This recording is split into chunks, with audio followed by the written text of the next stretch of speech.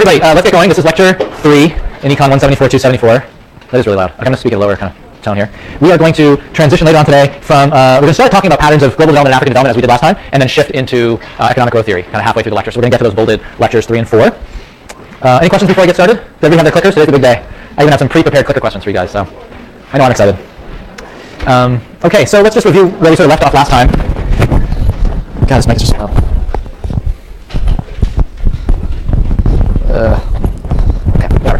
So to summarize where we were last time, we were talking about trends in African economic development relative to other regions of the world. We discussed how China, India, and Sub-Saharan Africa all had similar starting points in terms of per capita income, in terms of poverty rates, but how the regions have diverged. And so what I want to do today is continue that discussion, get into a couple of other dimensions of development. So beyond income, we'll talk a little bit more about education and health. Those really key dimensions of human development. And then we're going to talk a little bit about the country of Kenya, in part because it's the country that I've worked in the most, and also a number of readings on the syllabus actually focus on Kenyan research, both mine with co-authors as well as other scholars.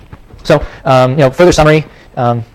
While China and India were booming in the late 70s to around 2000, per capita income in Sub-Saharan Africa actually fell considerably, fell by 18%. So there's this real sharp divergence between the regions, and since then there's been this turnaround since about 2000 with much more rapid growth per year, and it's been pretty widespread. Most countries have had positive growth, including the two largest economies, Nigeria and South Africa, the two largest Sub-Saharan African economies. So let's, we ended off last time talking about education. Let's jump back into education and then get into health. Education is a dimension of human development that many people think is really fundamental. It's fundamental for the labor market. There's a whole set of economic activities that are simply not doable if you don't have sufficient education, literacy, numeracy, and other skills. And there may also be important political implications of human capital accumulation. What's interesting about the landscape with respect to education is just how much improvement there has been. So even during those sort of dark decades from the mid-70s to about 2000, when economic growth was stagnating or even declining, there were large gains in education. So African countries around independence, for the most part, had very low levels of schooling attainment.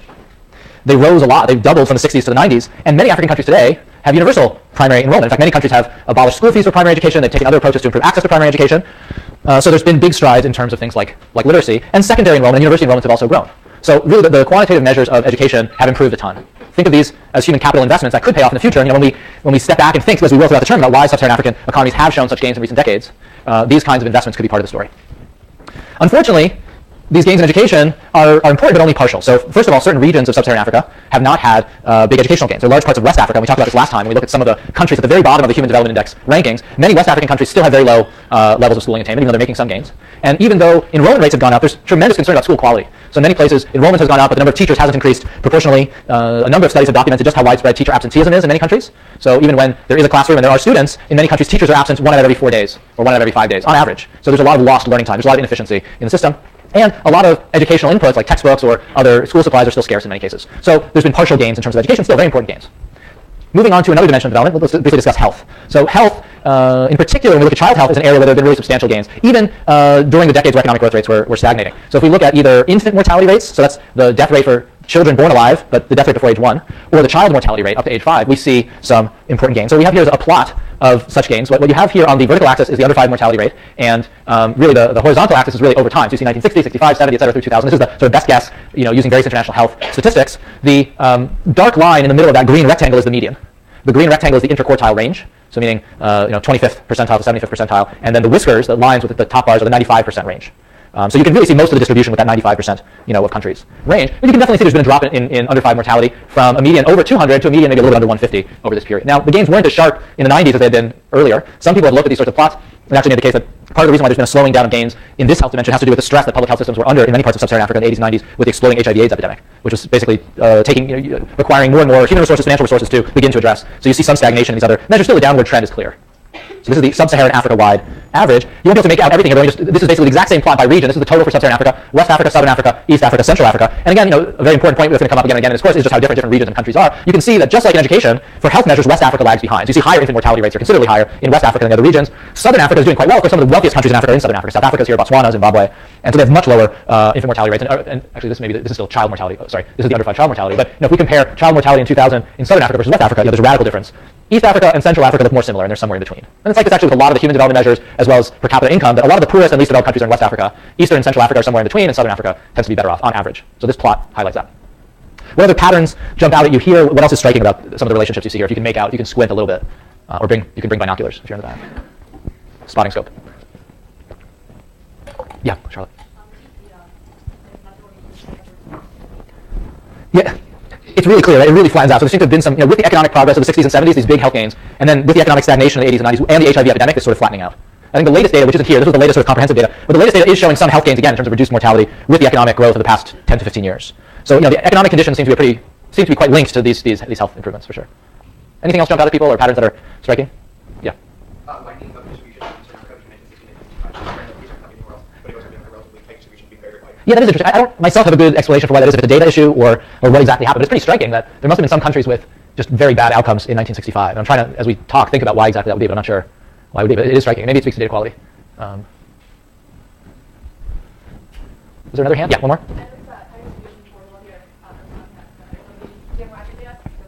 That's interesting. Yeah, I mean, it's very tight for Southern Africa. They're kind of moving with this very tight band, whereas in say, West Africa, you really have a lot of heterogeneity. I mean, that's the other thing that comes through in West Africa. There's some countries that are doing quite well in terms of these health measures, others that are doing terrible. So like the absolute worst countries are clearly in West Africa, but some of the better ones, if you look at the bottom part of this 95% confidence, aren't doing too badly in West Africa. So West Africa is also a pretty vast region, very heterogeneous region. So there's a lot of variation across countries as well.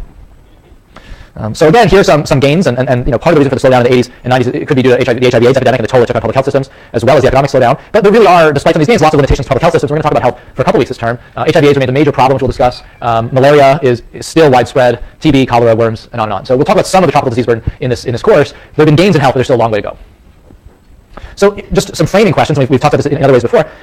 Questions. These are questions to keep in the back of your mind as we go through the course. Why did sub-Saharan African economic performance look pretty good in the 60s and early 70s? Why was there quite rapid growth? Why did that growth stop effectively from the mid-70s to 2000? And why has there been an economic revival, resurgence since around 2000? These are questions that we're going to talk about and answer in different ways. These are the kinds of things that could be essay questions, just kind of big picture questions you should keep in mind, and that we're going to have something to say about. And we're going to turn to an economic growth framework to help us make sense of these patterns as well. So later on in lecture day, we're going to turn to a formal framework and see if it can give us any leverage in thinking through some of these issues. So this is the time pattern, which we've discussed, but maybe in a little more detail. The horizontal axis here is time from 1960 to 2010, so half a century. The vertical axis is GDP per capita. Sorry, when I cough with this microphone on, it's a little bit loud. The red line here is the average per capita income for all of sub-Saharan Africa. And the dashed blue line is Kenya, so we're going to talk about Kenya a little bit for the next 15 minutes or so. They're really, we talked about these three questions and these three periods in terms of better and worse economic growth over the last half century for sub-Saharan Africa. You can kind of see these, put these vertical lines in to roughly divide up the period into these three sub-periods. There's the initial period from about 1960 to the mid-70s with pretty good growth. You see this upward slope, this positive slope, for both the African average and Kenya. There's the period from the mid-70s to 2000 where the African average in terms of per capita income falls considerably, right? It falls from about $600 per capita to $500, and then it increases afterwards pretty rapidly. And actually, since then, there's only complete figures for 2011 already, but it shows a continued increase. So basically, there's been this real recovery. How would you characterize the Kenyan pattern versus the Africa-wide pattern? Yeah. I thought it was strange that it was virtually parallel overall. Mm-hmm. So it seems to suggest that what is happening economically in the overall region has a direct impact on Kenya. So it's just Yeah, so one possibility is sort of the economic performance of Kenya's neighbors is affecting its own performance, which is reasonable because Kenya trades with its neighbors, and so if there's a lot of growth nearby, there are more markets for its own goods. What's another explanation? So one explanation is its neighbors are affecting Kenya. What's another explanation? Yeah. Kenya could be affecting its neighbors. Now, Kenya's small relative to the sort of Africa-wide average, but it could be playing some role. What's the third possibility?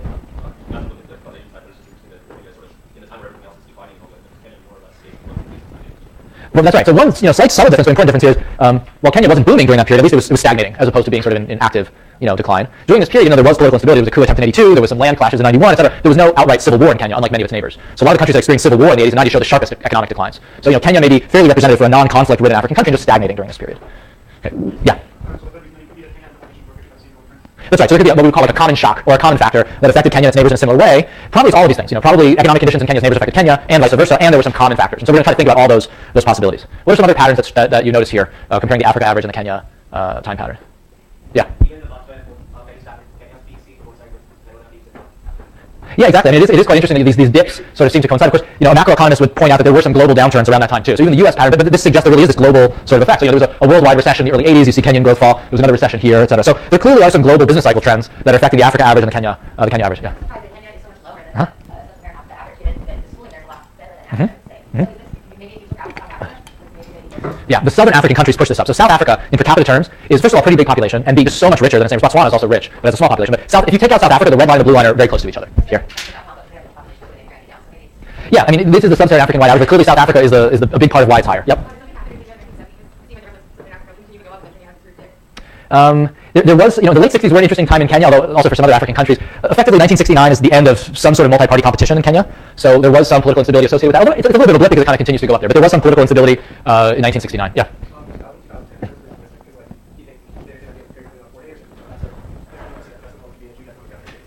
It is interesting, right? So when the global crisis hit in 2008, the question, and you do see a little leveling off there, although it takes off. The question was, what would happen to the world's poorest countries? Sub-Saharan Africa sort of coming out of this period of slow growth, but it's been widely commented upon that Sub-Saharan Africa hasn't been as affected by the global recession, it seems, as many other parts of the world. So growth continues. In 2011, growth was also positive.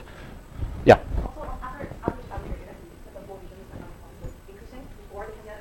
Yeah.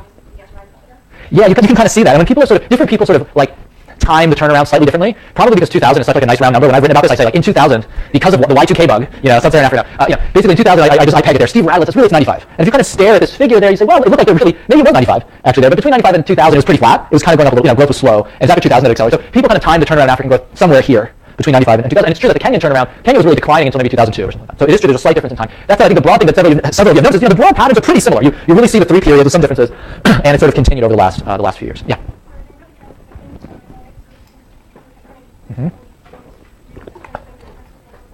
Yeah, I mean, if you just did total GDP rather than GDP per capita, you wouldn't have that decline during that period because there was such rapid population growth. So, Kenya was stagnating in per capita terms, but its population was booming in the 70s, 80s, 90s. Like the total size of the Kenyan economy was growing. So certainly the per capita, correction of the per capita aspect changes the look of these figures. But of course, in terms of living standards, that's probably what we're most concerned about. Okay, so let me talk about Kenya a little bit more. We've talked about the sort of broad patterns in Kenya, and I think it's useful because the broad trends are similar. I'll show you some of the political trends being broadly similar, but it also highlights some of the limitations of the current turnaround or some of the fragility of the current turnaround. So this is the map of sub-Saharan Africa we had before. I put the red box around Kenya there in East Africa. And I want to talk about briefly the role of politics. That's something we're going to turn to briefly next before going to the growth models. Politics has been very important in understanding Kenyan economic performance. I think most people almost everybody would agree with that. So if you look at Kenyan growth rates, and someone pointed out this turnaround around 2002, a little later than the Africa-wide average, from 2002 to 2007, you see very rapid growth in Kenya relative to the previous 25 years. And it wasn't just growth in traditional sectors. There was actually growth in a number of new sectors. There was some really interesting horticulture going on, like flower farming, that boomed during this period with multi-billion-dollar flower exports per year, tens of thousands of people working in this in horticulture. There were advances in telecommunications, the spread of mobile technologies, and a lot of innovation actually in mobile technology. So my understanding is the world's first mobile payments platform was the M-Pesa platform in Kenya, rolled out in 2007. So a lot of innovation there. And then some of the traditional sectors were doing relatively well, also tea, coffee, tourism. And in contrast to the 1980s and some earlier period, there was macro stability. There wasn't rampant inflation or devaluations at all, like there had been before. So there was this very promising period. In 2002, another very important change was there was the first peaceful alternation of power from the Kenyan ruling party to an opposition party in Kenyan history. So Kenya becomes independent 1963, and there was one party in power with several different presidents, but two different presidents, but one party in power from 1963 to 2002. In 2002, that ruling party's candidate lost, an opposition candidate won. So not only was there a turnaround economically in 2002, there was a very important political moment for Kenyan democracy, where an opposition party was able to win decisively and come to power, and immediately upon coming to power, enacting some pretty substantial policy reforms, like abolishing school fees for primary education, for elementary school, and a number of economic reforms. So 2002 to 2007 was this very promising period. But the election of 2007 really shook a lot of Kenyans' confidence in the turnaround, as well as a lot of members of the international community or international investors' confidence in Kenya's turnaround. So there was an election 5 years ago, December 2007, that a different opposition candidate, not the opposition candidate who became president, a different candidate was poised to win. The sort of pre-election polls showed him winning. The early election tallies the first day that the votes were coming in showed him winning, and then for a day or so, day and a half, the official election websites were down. No election tallies were being released. When the election system was up and running again, the incumbent was miraculously ahead in the polls and ended up winning the election. It's interesting. There's some political scientists in the UC system at UC San Diego that actually did scientific exit polls in Kenya. They tried to get a representative sample of voters in exit polls, which showed the opposition candidate actually winning decisively, like 8 or 9 points. So I think the consensus is that election was basically rigged by the incumbent, and he stayed in power. So the economic and political turnaround is somewhat fragile. We have a case like Kenya that has been a relatively successful country. They haven't had civil war. They had a successful democratic election one time, but then the next time they didn't. There was basically election rigging. As a result of the election rigging, there was really an outbreak of violence, often organized along ethnic lines, that led to thousands of deaths, hundreds of thousands being driven from their homes, displaced people, of course, that had huge economic costs for the country that year, but most importantly had human costs of violence. So I think the Kenyan case is one just to keep in mind. There's been a lot of progress over the last decade. How fragile is it? How stable is this turnaround? It turns out in about a month there's going to be another national election, so 5 years later in Kenya. Again, the last few years the economy has bounced back. There's been lots of investment and growth, but everybody in Kenya is sort of waiting around to see what happens in this next election. Is it going to be an election like 2002 or an election like 2007? The candidate who most of the scientific polls suggest won the 2007 election is again running for this election, is again slightly up in the polls for this election. So we'll see. It's actually quite complicated, the Kenya election picture right now, because two of the political leaders who played a role in organizing the ethnic violence of 2007 are also running in the 2013 presidential election, even though they're under indictment from the International Criminal Court. And so the question is, and what's so interesting is they were actually organizing ethnic violence against each other in the 2007 election, but once they were both indicted, they basically joined forces politically to run against Raila Odinga, the opposition candidate who lost last time. So Kenyan politics is a very complicated game, and just about each of the 5 or 6 major political groupings in the country have been in coalition with each other over the last 15 years. But it's very, and this I think is true of many new democracies, these are very fragile coalitions and very opportunistic coalitions. Yeah.